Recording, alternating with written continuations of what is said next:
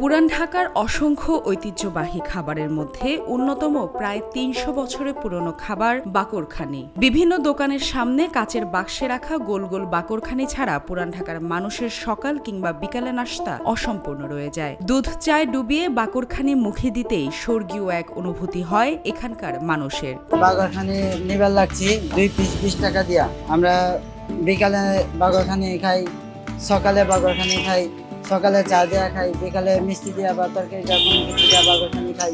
বাকরখানি না হলে আমাদের এখানে চলে না। পুরান ঢাকার এই ঐতিহ্যবাহী খাবারটির সঙ্গে জড়িয়ে রয়েছে এক করুণ ত্রিভুজ প্রেম কাহিনী। ভোজন রসিকরা এই খাবার যেমন পছন্দ করেন, তেমনি জানতে চান খাবারের উৎপত্তির ইতিহাসও। কিভাবে এর নাম বাকরখানি হলো।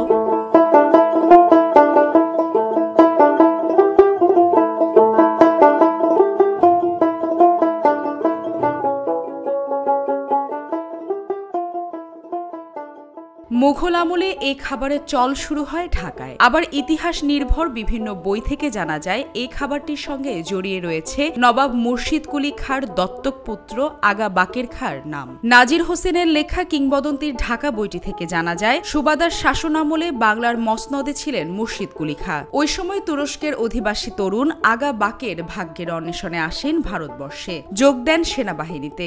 নিজের যোগ্যতা প্রমাণ করে মুর্শিদ কুলি খাঁর সেনাবাহিনীর উচ্চ পদে আসীন হন তিনি। ইতিহাস থেকে জানা যায় মুর্শিদ কুলি খাঁর কোনো সন্তান না থাকায় তিনি বাকেরকে পালক পুত্র হিসেবে গ্রহণ করেন। কথিত আছে এই পালক পুত্রই তখনকার বিখ্যাত গায়িকা ও নৃত্যশিল্পী খনি বেগমের প্রেমে পড়েন। তাদের প্রেম কাহিনীর শুরুটা ছিল সুখ, আনন্দ আর ভালোবাসায় পরিপূর্ণ, কিন্তু মৃত্যু দিয়ে প্রেমের সম্পর্ক শেষ হয় তাদের।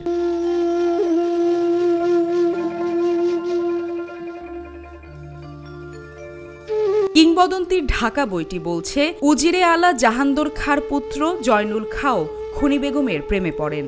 এই নিয়ে বাকেরের সঙ্গে লড়াই বাঁধলে জয়নুল খাঁ পালিয়ে যান, কিন্তু সে রটিয়ে দেন যে বাকের জয়নুলকে হত্যা করে লাশ গুম করেছেন। নবাব মুর্শিদ কুলি খাঁ বাকেরকে শাস্তি দেন, তাকে ঢুকিয়ে দেওয়া হয় ক্ষুধার্ত বাঘের খাঁচায়। বাকেরের বন্দি দশার সময়টা কাজে লাগায় উজির পুত্র জয়নুল। ওই সময় খনি বেগমকে অপহরণ করে ভাটি বাংলার গহীন অরণ্যে পালিয়ে যান। সেখানে খনি বেগমকে তার প্রেমে কিছুতেই রাজি করাতে না পারলে আটকে রাখেন চন্দ্রদ্বীপে, যা বর্তমানে বরিশাল হিসেবে পরিচিত।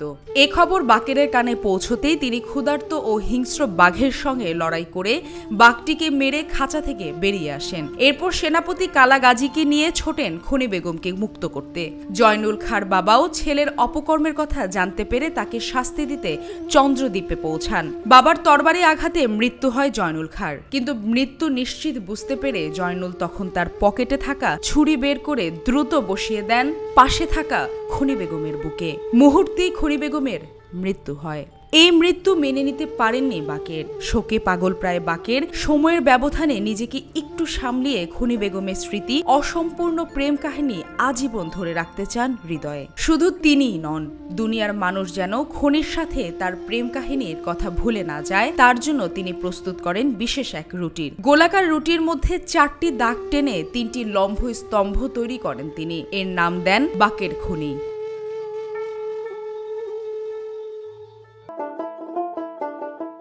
সেই রুটি কালক্রমে আজ মানুষের মাঝে পরিচিতি পেয়েছে বাকরখানি নামে। বিরহী প্রেমের স্মৃতি সামলিয়ে একসময় উমেদপুরের জমিদারি লাভ করেন বাকের। সেলিমাবাদ ও চন্দ্রদ্বীপের নিয়ন্ত্রণ নেন তিনি। তখন 1997 সালে ইংরেজ শাসনামলে তার নাম অনুসারে বরিশাল জেলার নামকরণ করা হয় বাকেরগঞ্জ। এরপর বাবা মুর্শিদ কুলি খাঁর উৎসাহে বিয়ে করে সংসারী জীবন বেছে নেন বাকের।